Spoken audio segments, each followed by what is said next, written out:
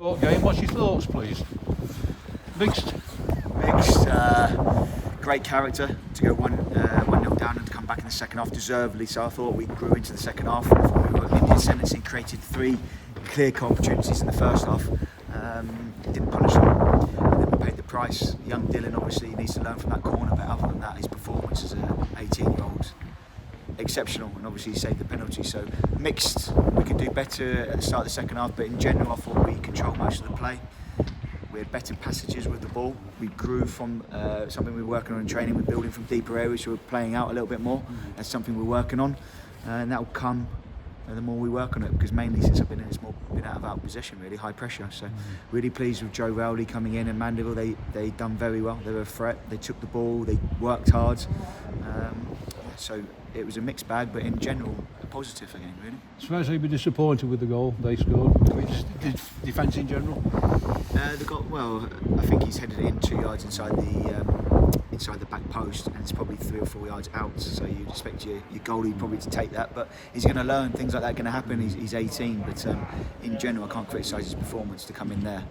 He's done very well. He's carried a bit of an injury last few minutes. He went down. He cleared that goal last few minutes. Did he get a bit of an injury there? Cramp. Oh right, cramp. Yeah. I haven't seen a goalie get cramp before, but he got cramp. He can do what he wants. He stood up and saved the penalty. So delighted for him. The lads have given him a round of applause in there, and he'll remember that day for the rest of his life. His debut there. Martin Smith got an hour. What can he bring? I mean, he's obviously sort of games. What can he bring once he's settled? Well, I think he showed he took the ball. He wasn't shy. He made a mistake. He kept taking the ball. Lots of positives. Played side to side, short and long, quite well. So he's a technician.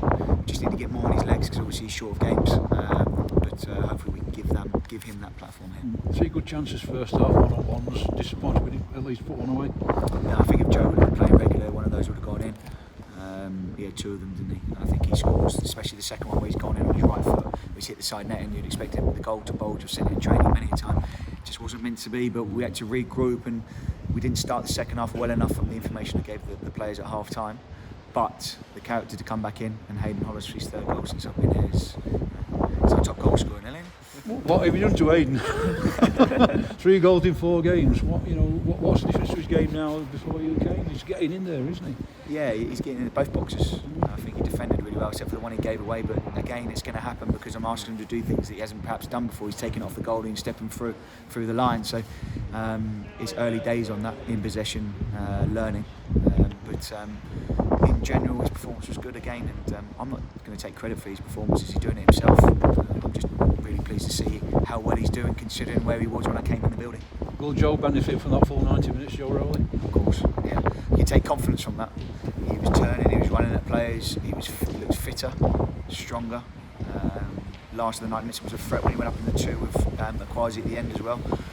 Really pleased with Joe. I think that he can seriously have an impact on the rest of our season for sure. Games to bring a few fringe players. Have they put the marker down for you as a manager? I think they've conducted themselves better. I don't like to call them fringe players because we need a squad. We're Saturday, Tuesday for the next 8 weeks, so players will come in and out regularly, and that'll be league games as well. We'll need that, but we put ourselves in a really exciting position. I think we're 4 points off the playoffs in the league, I think, and we're in the last 16 of the hat for the trophy. It's good. It's what we need as a community and a town to aim for something. And I think the lads again showing character to come back and equalise against the wind, against the gale force wind, by the way. Again shows what we're trying to do in that change room.